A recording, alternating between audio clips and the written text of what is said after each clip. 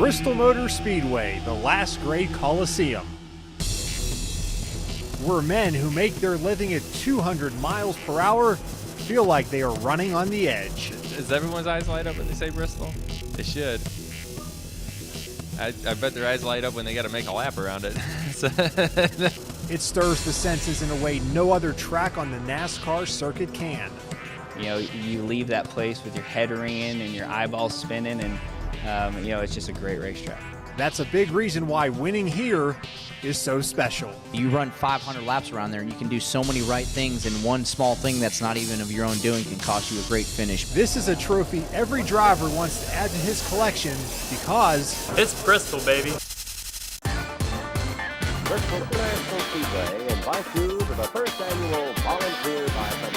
Here comes Earnhardt. He hits Labonte. Labonte spins in turn 2. The sold-out crowd on its feet here at Bristol as they cheer Mark Martin across the finish line. Elliott Sadler set to pull off the Bristol upset and take the Wood Brothers back to victory lane at Bristol Motor Speedway.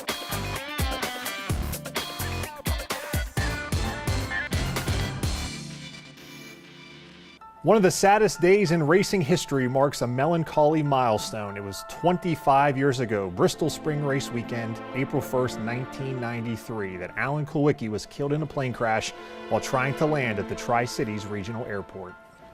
Thanks for joining us on It's Bristol, Baby on this somber anniversary. I'm Casey Getz alongside Heather Williams. PJ Johnson, Mike Lucas will join us later in the show. And Heather, it's hard to believe it's been 25 years since Alan Kulwicki's death on his way here to Bristol Motor Speedway. Yeah, it's really interesting talking to some of the people that were around the track and around the sport at the time that this happened, because they remember that day like it was yesterday. Winston Cup champion Alan Kulwicki's racing career came to an abrupt end Thursday night. The 38-year-old race car driver was killed in a fiery plane crash in a rural neighborhood in Blunteville, Tennessee. Obviously, that night in itself was very emotional, very draining. Several of us were up all night. I just remember just falling over basically, and my wife came running and said, "What is wrong?" It was a night that shook the racing community to its core. The night NASCAR lost its champion. When you lose your champion mid-season while they're celebrating, that's always going to be a very sad moment. Alan Kulwicki wins the Food City 500. And Kulwicki was not just any champion. He was a driver and an owner, revolutionizing the sport in ways no one had before. He was a really smart guy. And what I did see in his interviews, I always thought real high of him, and his relationship with his team and the media. I thought he did a great job. Alan's theme song, if you would, at the championship banquet that year was Frank Sinatra's "I Did It My Way." He was very focused. He wasn't the easiest person in the world to work with, but he was very focused on what he wanted to do. He turned down offers to work with some of the mega teams and the multi-car teams like Junior Johnson because he wanted to run his own show. Chris Carrier first met Kulwicki when he was driving for Ed Whitaker Racing, and he saw firsthand all the work Kulwicki put in to being one of the top drivers in the sport. I think that the sport, the business, the community of NASCAR racing, especially Cup racing, was basically in shock. Nobody ever did this before.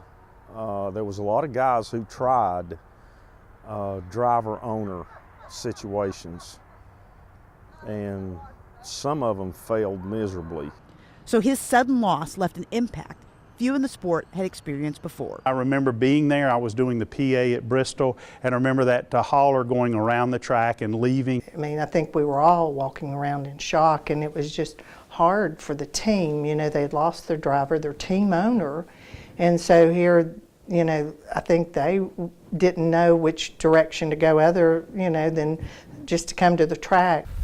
And they took 2 or 3 laps and then just pulled out of the track, and it was just like part of your soul left with it, and it was very emotional. And even as the sadness of the loss of Kulwicki lingers, some 25 years later, it was an extension of a family that you had lost a member of. His legacy as a champion and a game changer in the sport continues to live on. I'm just glad for the memories of being able, the privilege of working with him, being close to him, calling him my friend. And it's one of the things that I'm most thankful for being part of this sport, is to know a guy that I know could have been, he could have rewritten the record books had he lived a longer life. 25 years ago, we lost a NASCAR champion. I'm here with two people that were here that night in Bristol when the crash happened, Lori Worley, David McGee. Lori, let's start with you. What are your memories of receiving the call that there had been a plane crash? Well, I was working in the newsroom that night, and one of our beat reporters was listening to the scanner, and it came across that a plane had gone down, and that, you know, they thought that it was a NASCAR driver aboard. And I've told this many times that I had talked to Dale Earnhardt earlier in the day and for a story, and he had told me what time he was flying in that night. So when I heard that, wow. I was almost physically ill. But not too much longer after that, before I headed out to the airport, they told me that the initials AK were on the plane. I was working at Food City Race Night, which was in Kingsport that night, and we finished about 9 o'clock or so, and I had just gotten home, and the phone rang, and it was one of my coworkers. And he'd gotten the information. He called me and said, we may need to get out there. I had just gotten to bed, and my sports director called and said, hey, you ever heard of Blountville, Tennessee? And I went, no.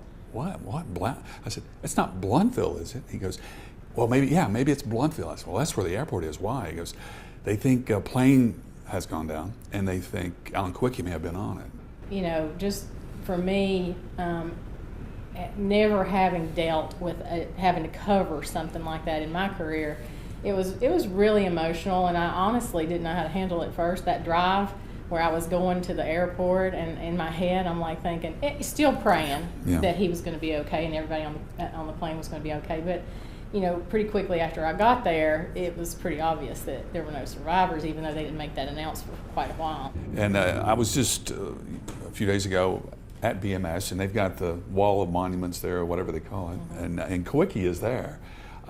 You know, for such a short career, he really left an impact at several tracks. He really did, and the thing was, he wasn't crazy about concrete, if you remember. He was not a huge fan, but he was really good at Bristol. I wonder how many more races he would have won, how many championships he might have won. It's just sad to think back to you know, what might have been. If you do the what-if game, your man Earnhardt ended up with 7. Yeah. You have to wonder, would Kulwicki have taken a couple of those from him, as hot as he was? As much as I love Earnhardt, I have to say that between Kulwicki and Davey Allison, had both of them lived, I think there could have been some changes there as far as how many championships Earnhardt had. I think the fact that he's on the ballot for the NASCAR Hall of Fame right now is really significant, and I would personally love to see him get in either this year or next year, because I mean, you know, Jeff Gordon was the hottest driver in the 1990s, but he might not have won 4 championships. He might have won 3.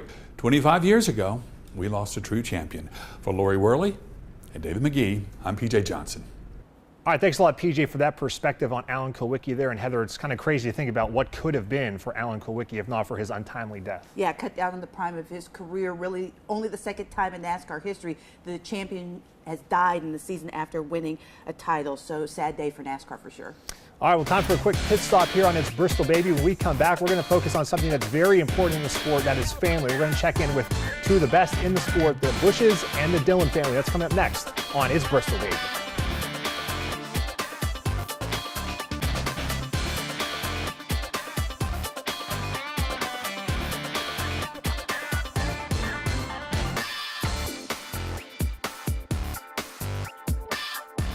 Really love going there.